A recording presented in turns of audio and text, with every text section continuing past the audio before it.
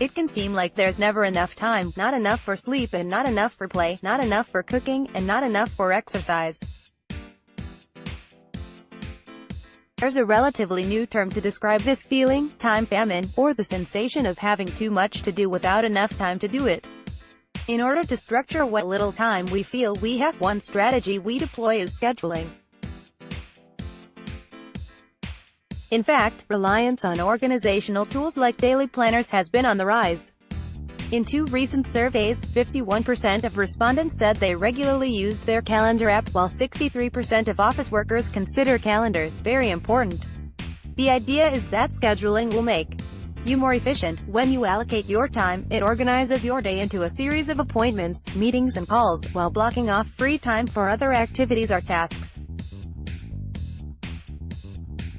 But in a series of 8 studies, Gabriella Tonietto, Steve Nallis and I found that scheduling can sometimes backfire, and actually make us less productive. An appointment approaches, and time shrinks. Much of scheduling's downside has to do with the anticipation of a meeting or appointment. When we know a scheduled meeting or phone call is looming, it can make us feel like we have less time to do what we need to do. In one study, we asked attendees of an academic conference whether they would go to the presidential address taking place about an hour later. Some said they would, and others said they wouldn't. Those who planned to attend the address reported that the hour leading up to it felt shorter. In another study, we had half of the participants imagine that a friend would be coming over in an hour, while the other half were told to imagine they had no plans. We asked all of the participants how many minutes they, subjectively, felt like they could spend reading during that same hour. Those who were told to imagine that a friend would be coming over reported that the hour leading up to the visit had only 40 usable minutes for reading. Those who were told to imagine they had no plans felt as if they had 49 minutes to read.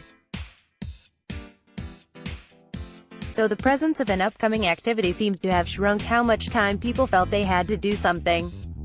Why might this happen? We believe that when there's an appointment looming, we direct our attention to it, whether it's mentally preparing for it or simply dreading it.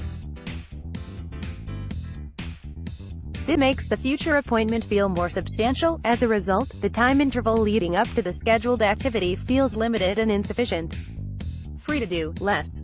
But in the end, you still have the same amount of time leading up to a scheduled event.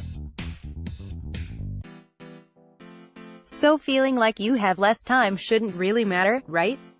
But it does. The feeling by itself can influence what people decide to do. Know that when something is scarce, people consider it more valuable and are less willing to part with it. The same is true for time. If time feels limited, people are less likely to use it, even when it's in their best interest. So in another study, we gave participants an empty calendar for the next day and asked them to fill it up, as accurately as possible, with what they had scheduled, including preparation or transition times. This allowed us to correctly calculate how much free time they had in between each planned event. We then gave participants an opportunity to participate in a second study. Everyone made a choice between participating in a 30-minute online study that would earn them $2.50, or signing up for a 45-minute online study to receive $5. Each would take place during an hour-long window. On our end, we strategically chose the hour-long window for the participants. We told half of them that the study would take place within an hour of an event they'd scheduled. The other half would take the study during a time period that concluded with a half-hour cushion before their scheduled event.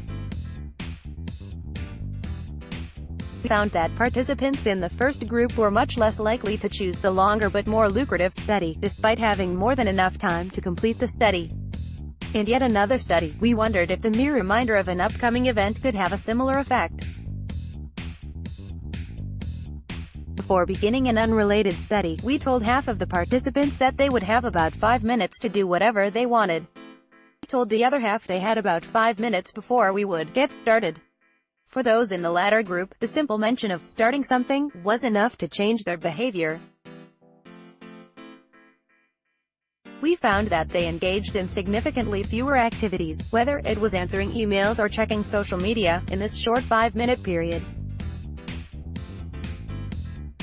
you're less famished than you think. Some might think that time famine arises because they have too much to do and not enough time to do it.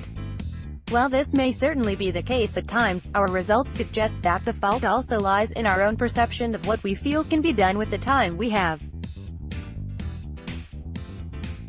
In other words, it's important to realize that we might be contributing to our time famine.